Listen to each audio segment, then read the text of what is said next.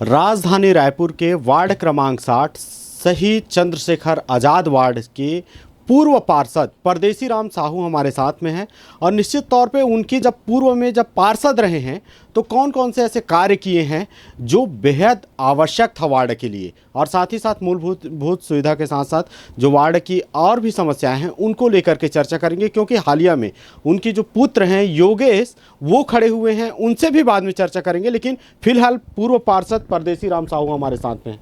साहू जी, पहले मेरे को तो ये बताइए कि साहू समाज जो है बाहुल्य है, बहुत लोगों की संख्या है। वार्ड में कितने लोग जो हैं अभी वर्तमान में साहू समाज से जो चुनाव लड़ रहे हैं?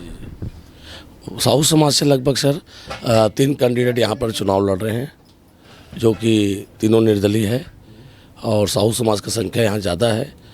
पूर्व पार्षद भी लड़ रहे हैं, मैं लड़ रहा हूँ और एक और भाई है समाज सेवक, वो भी लड़ रहे, तीनों साहू लड़ रहे हैं यहाँ पर जी। अच्छा, मेरे को ये बताइए, साहू समाज के तो लड़ ही रहे हैं, दूसरा विषय ये आता है कि साहू समाज की बाहुल्यता खूब बहुत लोगों में है, आप लोगों की चर्चा भी खूब होती है।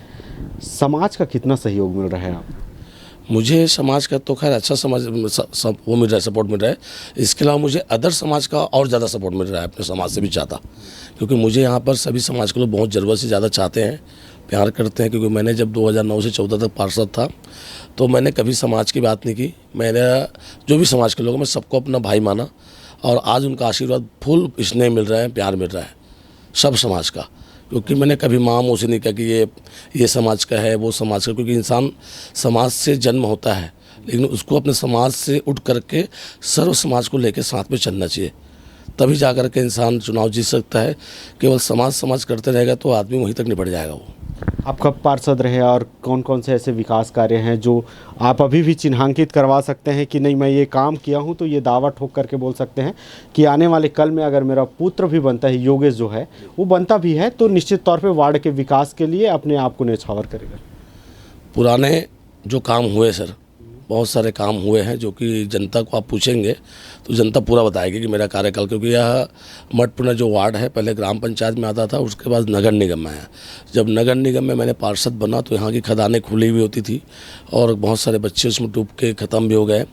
बिजली का पोल आप देखेंगे तो टेम्परी लोग जो खंबे में गाड़ करके बांस बल्ली में ऐसा मतलब पोल लगा हुआ था, जो कि जैसे ही लाइट गोल होता था तो यहाँ पर पावर कम होता था, तो बिजली में फटने से जो है वो लोगों को टीवी फ्रिज ये सब उड़ता था। मैंने यहाँ पर लगभग बड़े बड़े अच्छे पावर के लगभग 25 से 30 ट्रांसफार्मर लगवाए, कैपेसिटी बढ़ाई। इसके अलावा लगभग 1000 से ज़्यादा बिजली का पोल लगाया, सारे पोलों में केबल का वायर डलवाया और साथ साथ पूरे रोड जहाँ जहाँ खाली प्लाट भी होता था वहाँ तक मैंने रोड बनाया। पहले चौरसिया कॉलोनी में जो रेट होता था 250-300 रुपया स्क्वायर फीट था, इस समय पार्षद था। आज आप रेट देखेंगे उस कार्यकाल के कारण से आज लोग 4000 रुपया 5000 रुपया प्रति स्क्वायर फीट है।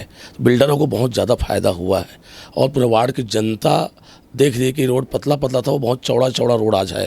चाहे चौरसिया कॉलोनी को देखो, चाहे भैरन नगर का देखो, चाहे आप जोगीनगर बाजार से उद्धवनगर तक देखो, जहाँ भी आप देखते हैं सर, तो रोड की बहुत बढ़िया चौड़ाईकरण हुआ, अच्छा काम हुआ और बाजार भी लगने लग गया। भैरव नगर मैंने लोगों को रोज़गार दिया, छोटे छोटे गुमटी बैठ के वहाँ पर बैठती माताएं। आज जब मैं जाता तो मुझे वो लोग दुआएं देते हैं कि बेटा तेरे कारण से आज मैं सब्जी बेच रही हूँ, गुपचुप बेच रहा हूँ, भजिया बेच रहा हूँ। ऐसा उनको आज दिल से आशीर्वाद मिलता है और मैं जब भी मिलता हूँ निःशुल्क मुझे वो नाश्ता कराते हैं। जिन खदानों में बच्चों की मौत हुई थी और वो खदान को पाट दिया गया है, लेकिन भूमाफिया वहाँ सक्रिय हैं और उसमें काबिज करवाने के लिए आतुर हैं। जी सर, मैं जब 2009 से 14 तक था तो मैंने सभी खदानों का सौंदर्यीकरण के लिए लगाया था।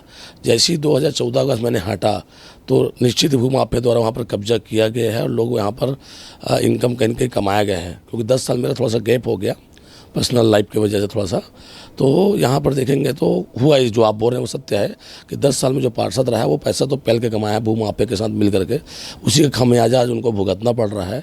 परदेसी राम साहू के जो सुपुत्र हैं योगेश साहू, वो हमारे साथ में हैं और निश्चित तौर पे वार्ड की जो समस्याएं हैं और वो ख़ास तौर से वार्डों में घूम रहे हैं, तो उनके सामने जो आम लोग हैं उनके पटल पे कौन कौन सी ऐसी समस्याएं रख रहे हैं उनको जानने के लिए हम निकले हैं।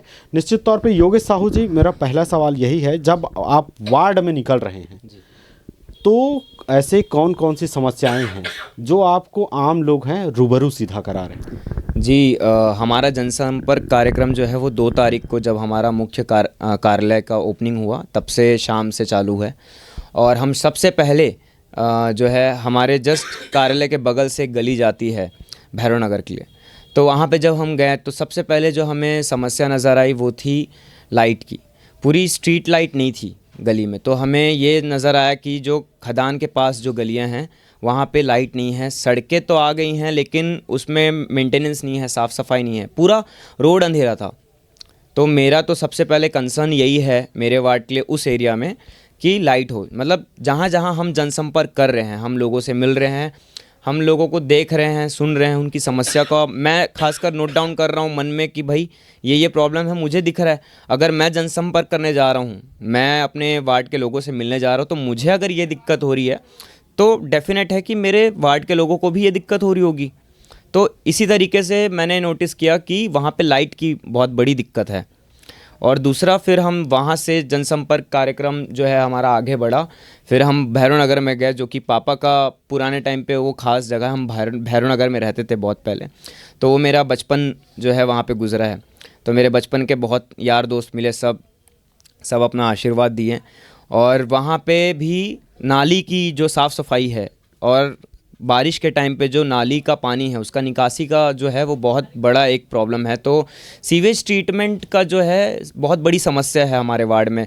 हम BSUP गए, वहाँ पे भी लोग बता रहे हैं हमें कि हम 200 रुपये देते हैं साफ़ पानी पीने के लिए। तो ये सुन के मैं भी अंदर से एकदम घबरा गया कि भाई अगर मैं रहता तो ये मेरे साथ भी प्रॉब्लम मैं झेलता। और मुझे एक दिन में वहाँ पे मुझे ये चीज़ समझ आई, या आप ये कह सकते हैं मुझे ये फील हुआ कि अगर वो ऐसा बोल रहे हैं, उनके आंखों में दिखता है, जनता की प्रॉब्लम जनता ही जानती है। वो मुखिया को बार बार दर्ज कर सकती है अपनी समस्याओं को, लेकिन जब तक मुखिया वहाँ पे जाके, पार्षद वहाँ पे जाके उस चीज़ का सर्वे नहीं करेगा तो उस चीज़ का समाधान नहीं होगा। और वहाँ पे जाके हमें ये भी पता चलता है कि पहले जो पार्षद रह चुके हैं 5 साल और 5 साल में, तो उसमें मोस्टली जनता का यही कहना है कि भाई सर्वे करने नहीं आती है। पार्षद के पास हम हेल्पलाइन नंबर है या पार्षद कार्यालय में जाके फ़ोन लगाते हैं, उनसे मिलते हैं, बैठक होती है, लेकिन उस प्रॉब्लम की जो सुधार करना चाहिए पार्षद को वो नहीं कर पाए। वो सर्वे ही नहीं किए। वो नया एरिया है तो छोड़ो, पुराने एरिया में ध्यान देते। जो उनका गठित एरिया है जहाँ वो रहते हैं वो एरिया पे ज़्यादा उन लोगों ने शायद फोकस बना रखा है। लेकिन मैं जहाँ तक नोटिस किया हूँ, पापा जब 2009 से 14 में थे तो जो डेवलपमेंट हुआ है मेरे सामने ही, मतलब ये आप समझ लीजिए कि चौरसिया कॉलोनी डेवलप हुआ है। बिल्कुल निश्चित तौर पे ये योगेश साहू जी थे और पार्षद प्रत्याशी हैं, और जीत करके आने से कितना वार्ड को लाभकारी होगा और साथ ही साथ यूथ हैं तो युवाओं के लिए क्या बेहतर कर सकते हैं, ये देखने वाला विषय रहेगा। कैमरा पर्सन दीपेश के साथ अखिलेश तिवारी, ANB न्यूज़, रायपुर, छत्तीसगढ़।